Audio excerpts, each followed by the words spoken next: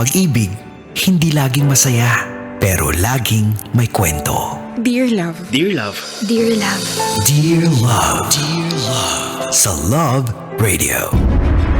Bakit? Totoo naman po yung sinasabi ko Sa tuwing may nagagawa akong hindi nyo gusto, pinagbabawalan nyo akong kumain. Oy, anong gusto mong iparating, ha? Gusto ko lang man na maramdaman na tao ako. Na anak nyo rin po ako. Kung alam ko lang na ganito magiging tato nyo sa akin, sana sumama na lang ako kay Papa. Eh di sumunod ka sa kanya!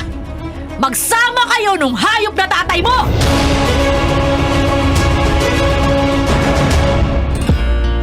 Kasama kakwentuhan at kadramahan nyo na po, napapakinggan at ngayon ay napapanood din sa Facebook, TikTok at YouTube Live ng Love Radio Manila, Konyo Bicolano para sa paborito ninyong dramahan mula Lunes hanggang Biyernes. Kabisyo, ito po ang Dear Love. Hindi ko na ihabol. Oo, hindi ko na ihabol sa intro ko. Ito po ang Dear Love Mother's Day Special. Mother's Week yan. Mother's Day Week? Bahala ka. Basta celebration ito ng mga nanay. And how we celebrate Mother's Day here, kasi sa linggo, Mother's Day na araw na ng mga nanay, ay aalayan namin kayo ng mga kwentong nakasentro sa iba't ibang muka ng nanay. Ay, nako, kaya nakakatuwa talaga yan. Kasi alam niyo mga kabisyo, hindi talaga mauubusan ng excitement ang kwento kapag nanay ang bida.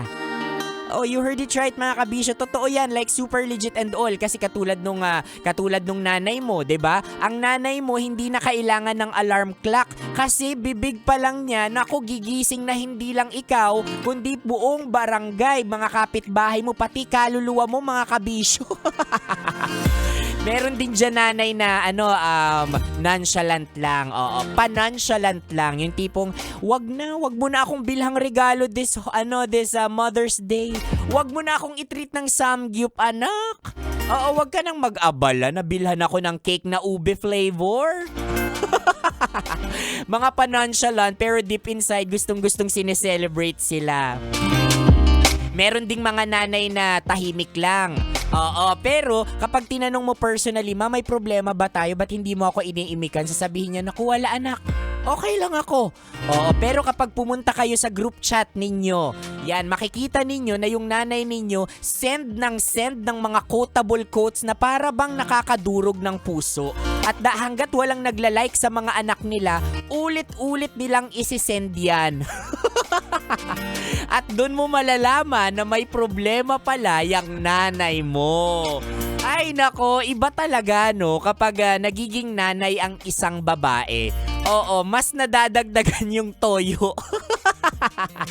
Pero mas minamahal natin sila dahil kapag walang mga nanay dito o kapag wala yung mga nanay natin na tinutoyo, wala tayong masarap na adobo sa hapagkainan.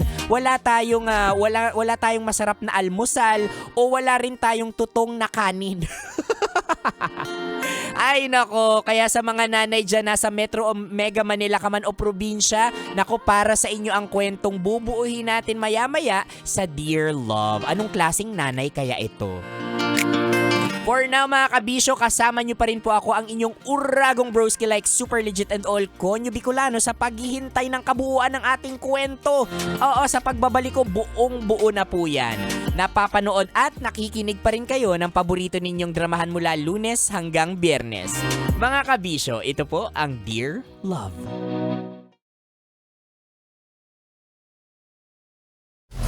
Metro's #1 Love Radio. Bese!